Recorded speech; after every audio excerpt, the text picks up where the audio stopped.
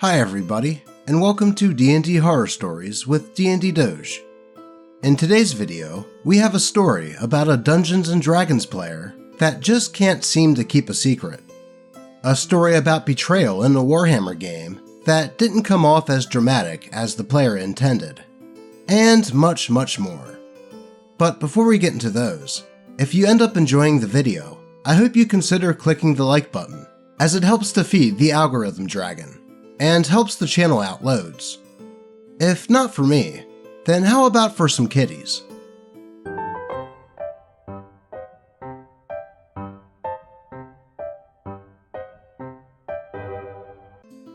The internet runs on cats after all. But with that said, let's get into some D&D horror stories. Player doesn't understand that spilling secrets means the party won't trust you. Advice needed. By Reddit user Emotional Memory 3230. I need some advice because this has recently brought up some problems in my D&D game. I need to know if I'm in the wrong, slightly in the wrong, or justified for my actions. I'm playing a druid in a D&D campaign that is a runaway princess of a very well-known kingdom in the land. Now, I hate the lone wolf thing, so as soon as the party helped my druid out and she felt like she could trust them, she revealed the truth to them. Her goal for traveling was to become a better ruler for her kingdom. She felt as if she couldn't properly guide her kingdom if she constantly had a silver spoon stuck in her mouth. She wanted to explore the world, see where people needed aid, and when she finally took the throne, she would have the knowledge of the world and its state to be able to better make long-lasting connections with other kingdoms, and know who would be valuable allies and who were threats. When this information was revealed, my druid said that it was important that the party continues to refer to her as the fake name that she had crafted, and to not let anyone know that she's a princess. One reason is, she worries that she will not be able to gather information properly if people already know her status, because they'll put on a face for her, and she fears that her family will learn of her location and send the knights to bring her back home. Everyone seemed to understand this, except the sorcerer. He would constantly refer to her as, quote, princess, or use her real name when in the presence of other people. At one point, sorcerer and paladin had ran into a knight from her hometown, looking for her. He held up a flyer with her face, and paladin feigned ignorance. Then, sorcerer said, "Oh, that looks just like druid, and she mentioned she was a princess before." Luckily, paladin managed a decent deception check to make it seem like the sorcerer was only after the reward, as sorcerer kept insisting he could show the knight where I was. After this happened, I had my druid stay in a completely different tavern, and the only one who didn't know was the sorcerer, who later found the knight and tried bringing him to my now empty room, making paladin's claims that he was only after the reward for my capture seem even more true. This continued for several sessions. Anytime that the information of my character's royal status could be used to screw her over, sorcerer blurted it out, claiming it wasn't his problem, and his character didn't understand why my character would hide such a secret, no matter how many times I explained it to him, or he would claim that he forgot. It got to the point that I didn't enjoy playing my character, and I regretted not playing the stereotypical lone wolf that wouldn't trust the party with her secrets until she was forced to, or until session 1000. We eventually visited a rival kingdom, and after having heard of our deeds, the king invited us to dinner through an invitation. Now, this king was meant to be a deadly threat. He was not only a rival to my kingdom, but was supposedly the same person who had attacked our rogue's hometown, separating him from his family, and selling him as a slave.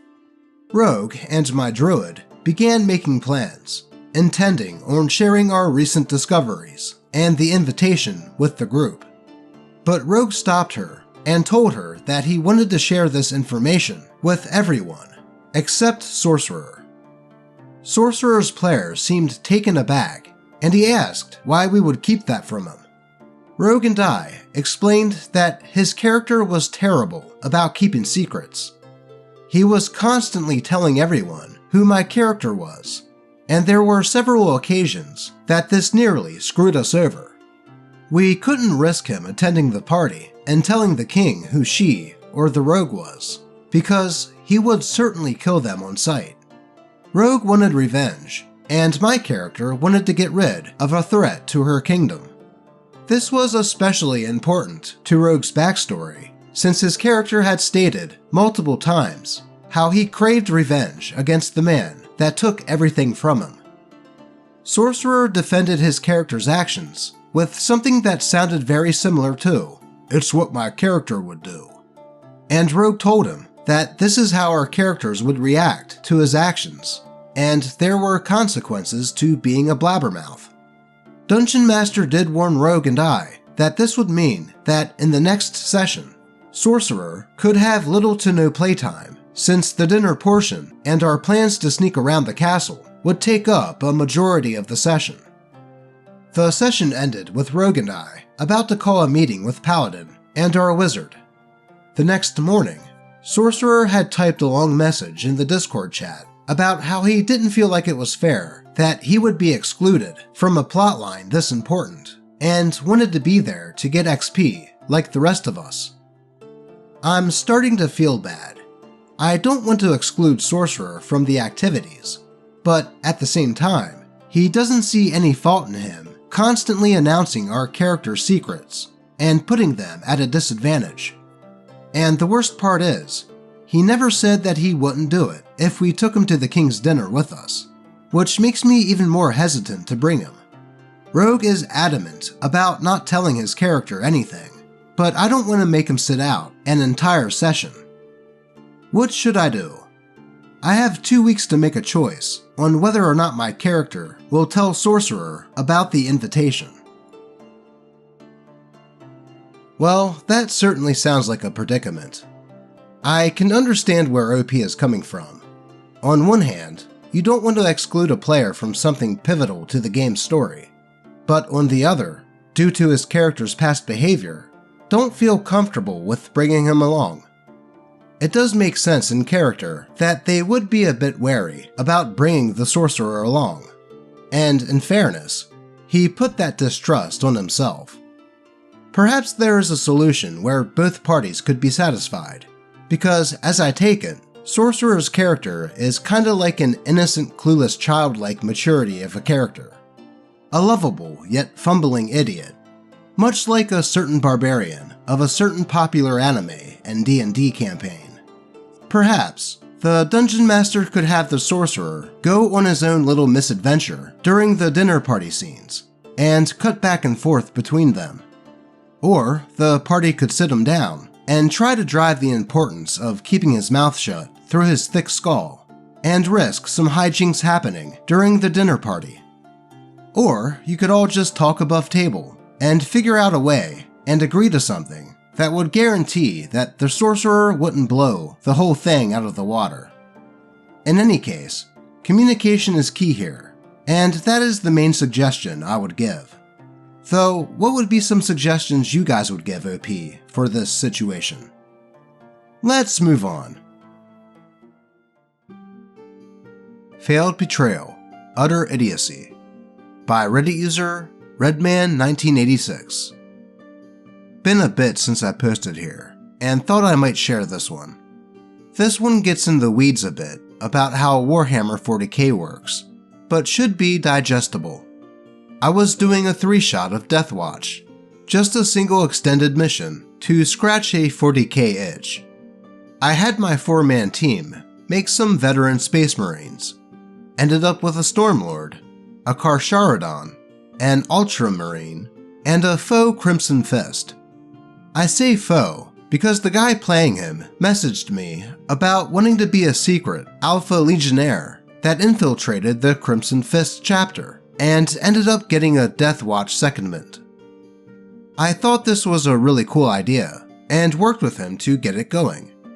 We gave him a background package, Tainted Gene Seed, to explain any differences, and did some work to give him some unique chapter orders. I told him a bit more about my intended plot so he could pick a good time to do a betrayal, if he wanted to do one at all, and carried on, very excited for this. Well, it didn't go great. 2 turns into the first combat, literally within 20 minutes of starting the first session, he turns and opens fire on the Ultramarine. He literally yelled, "Haha, I'm a secret Alpha Legion Marine. Die, loyalist scum." He ended up rolling dog crap and hit him only once with his Stormbolter, doing almost chip damage against the Ultramarine's Artificer armor. Ultramarine gets his turn, pivots, and one-shotted him with a plasma cannon. The remaining players are confused, and Alpha Legion player was upset, as was I. Alpha Legion player went off mic, and I explained, "Listen, I thought this would be a cool twist, except it turns out that guy is an effing idiot. Can we just carry on? I worked hard on this." The other players agreed, and eventually thought it was quite funny. I told Alpha Legion player that he could keep playing with the same character, just a real Crimson Fist this time. He got drop-potted in as, quote, reinforcement, and they never talked about the Chaos Space Marine that infiltrated their squad. Well, sometimes an idea can be good on paper, but the execution of it can flop, especially if the player playing the secret Alpha Legion is too eager to reveal his betrayal, and does so in the first combat encounter. It probably would have been a lot cooler if he waited until the last session to make that revelation, giving it a much larger impact. At least OP was able to salvage this, and even bring that player back in, but this time with no secret backstabbing. On to the next one. New player doesn't understand that just because you encounter it doesn't mean you should fight it. By Reddit user Niklas Vesey. I run an experienced group for several years of the same 4 people. We recently added a new guy that has experience with Adventure League but wanted to join our group as they know one of the longtime players. The setup: Dragonlance alternate timeline. The group is level 14 with a good mix of support, DPS, and tank. The new player is a rogue, kind of cocky, and a little murder hobo-ish, which doesn't really fly in the group and setting, or my dungeon mastering style. So they are going after what they think could be a dragon orb, and while traveling, they see a group of undead in the road ahead, going in the same direction as the group. They recon, and find out it's a Knight of the Rose in black burnt armor, clearly undead, with 13 other skeletons, armed.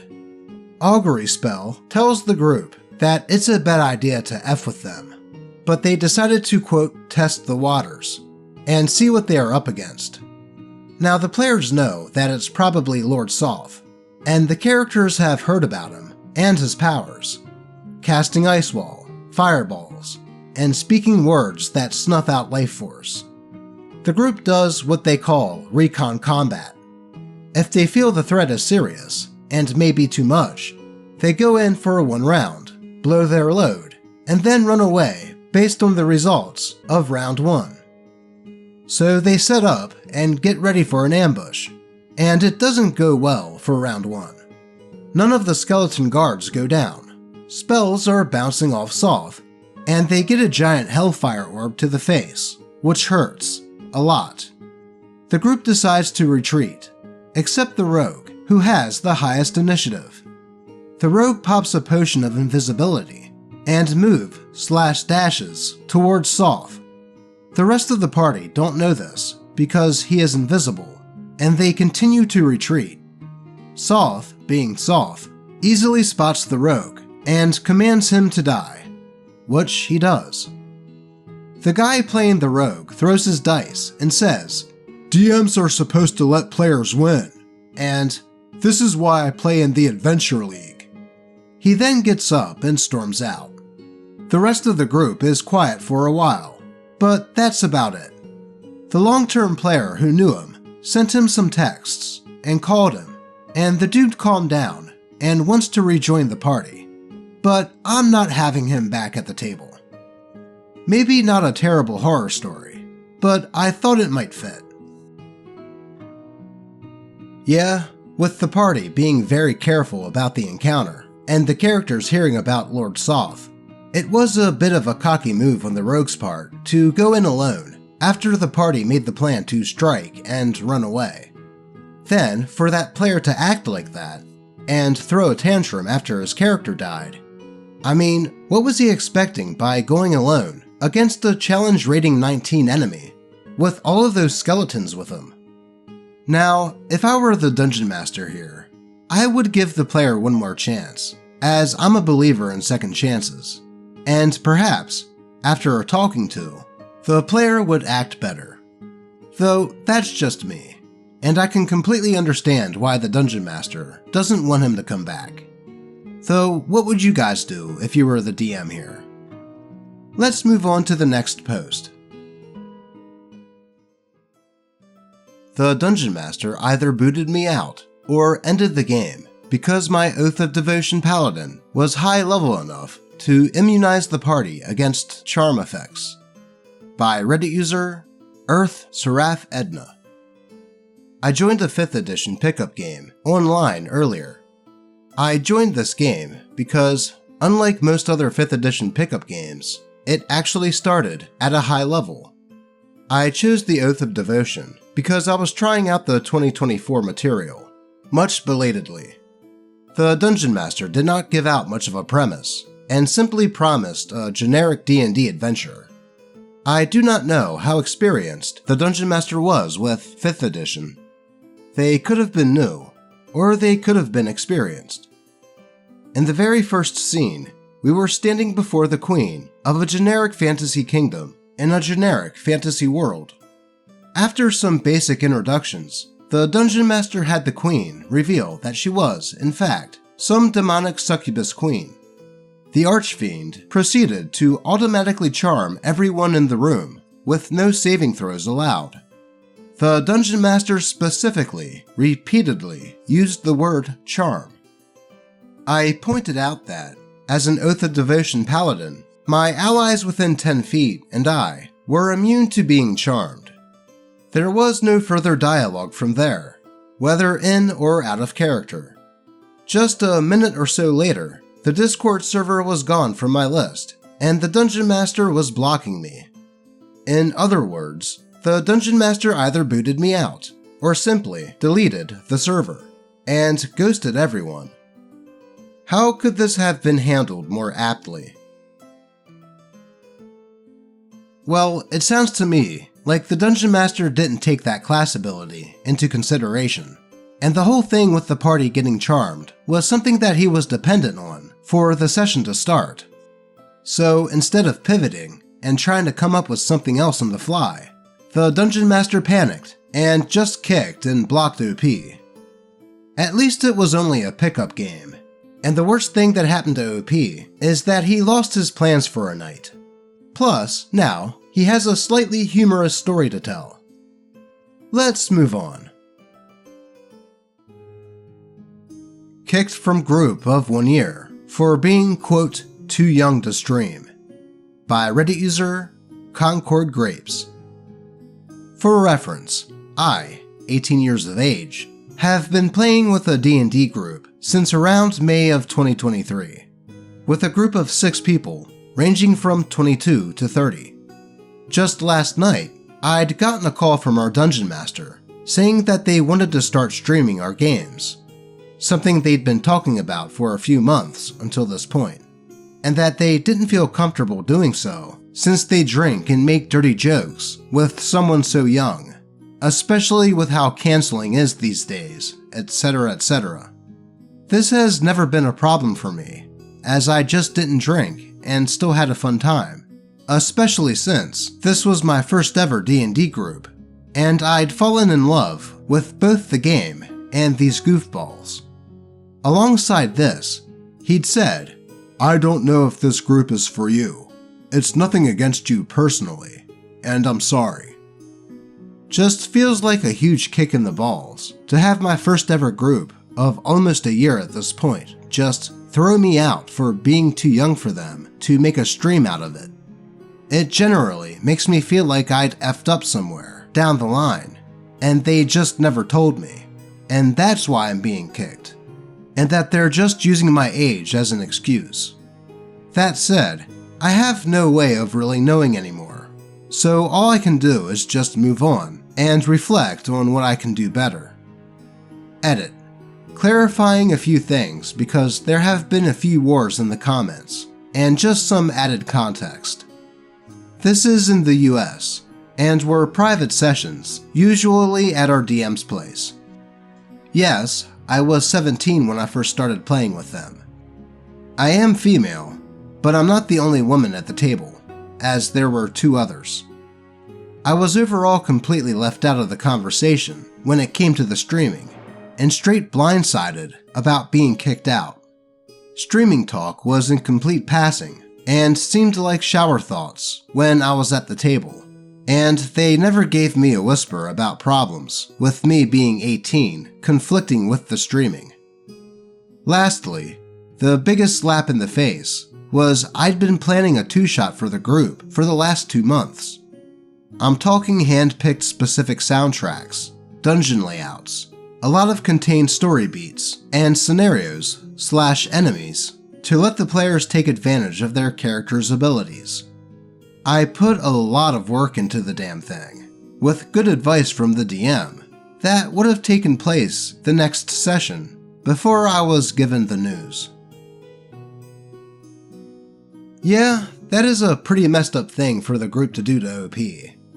Perhaps OP did do something that the group didn't like, and they were just using streaming as an excuse to boot her.